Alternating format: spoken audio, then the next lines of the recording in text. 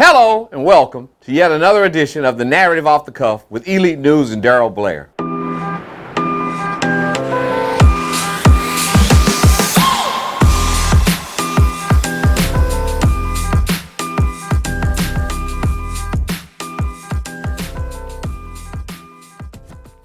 Well, we back. Not a hiatus. We had a week's break. Grateful for it, but I'm grateful for you. I'd like to remind you of a quote by the great C.S. Lewis, where he said, the way to get started is to quit talking and start doing. The way to get started is to quit talking and start doing. Which leads me to my next point. Elections. They're coming up in November of next year. And you see people bannering right now, running around trying to gather up support and get signatures to get on the ballot. All of these things. While they're asking you to put your signature down if you live in a given district or a given county, that you would go and sign up and support them to get on the ballot for re-election or to be a challenger, I challenge you, before you put your signature on the line with these people who are running for office, be it incumbents or challengers, that you do your vetting, get an understanding of who they are, what they stand for, and what they represent. But most importantly, when they ask you for your signature, did they ever ask you what your concerns were or what your concerns are as a constituent? That's the bigger question. I don't care what part of this country you're in. When it comes to elections, you better be a good vetter of the individuals who are running. Because we have become too comfortable. We've become complicit. Yes, we have. Because change is hard. To go from our comfort to something new. And something new could be better, might be better, would be better, bigger, better, best. Never let your big be any better until you are absolutely the best. Let's put the best foot forward. Let's put the best elected official forward who represent us. We went to the polls the last time and we wanted to make sure we took over the Senate. While we did our part here in the state of Texas with the presidential election, we didn't get ours done with our statewide elections. However, now we have the Senate with the pinnacle vote being the vice president, and then we have the House. Why are we still having our Congress people from the state of Texas set up there waiting for the Congress to put in force legislation that trumps the state of Texas voting registration and legislation? This is a problem. We have been sold a bill of goods. You know what they say? Show them something shiny. Damn the shiny, give us the substance. That's what we need.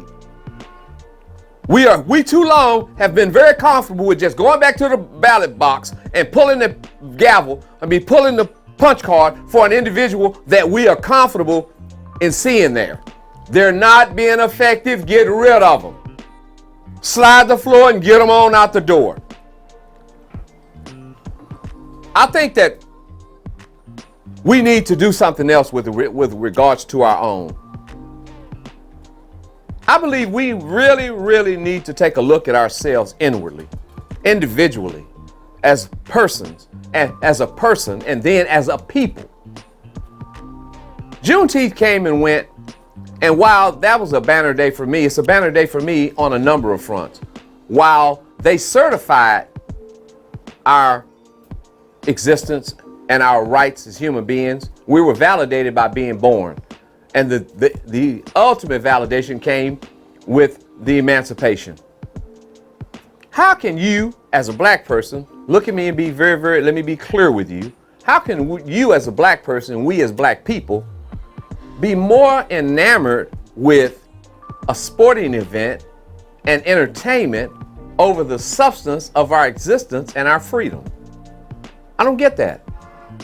Juneteenth versus July 1st, Juneteenth versus any other day. This ought to be pinnacle in our community. We ought to run with this mantle, that we are being celebrated, respected, and we were already validated. How dare you not recognize the core of your existence, the very premise of the respectability for us as human beings, a whole man, not a fifth of a man. Check yourself on that one. I want to take this opportunity to give you a glimpse of what's to come on a on a monthly basis in our weekly publication. As adults, as people in our community, as we're raising children, as we have had children, as we've engaged, we're bringing aboard a young lady by the name of none other than Dr. Jennifer Parker,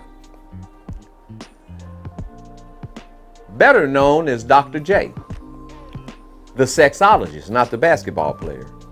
Yeah, I said that. Get ready for this. It's going to shake some folks up. I'm going to get some calls at the office. I'm okay with it. We can explain it. We can dialogue, and we can be adults about it. Yes, we can. I want you to be ever reminded of that. As we move forward, I want to remind you of some upcoming events that we have.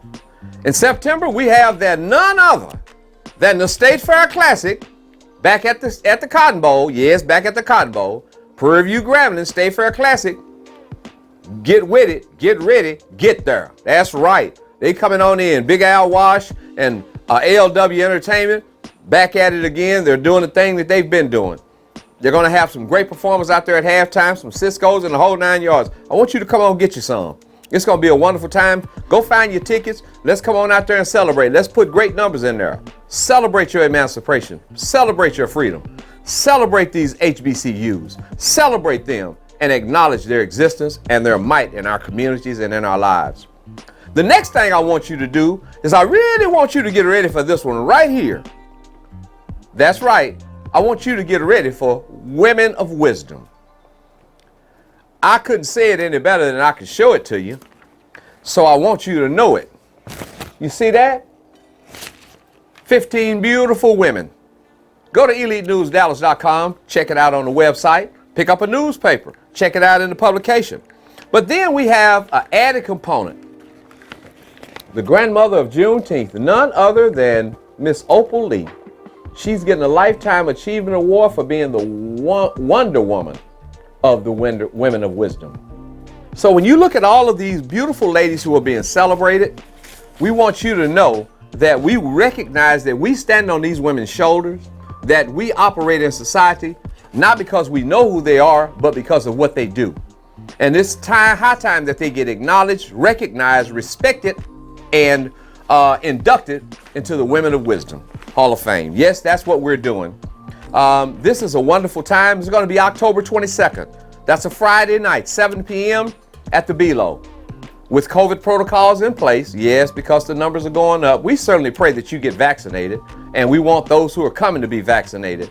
But most importantly, we'll be masked up. We're going to have the red carpet walk. We'll have the conversations as we go down the red carpet. This is going to be a beautiful engagement and a wonderful experience. I want you all to know that this is pertinent in our community, that we acknowledge those people whose shoulders we stand on, whose backs we ride, and whose foundations we stand.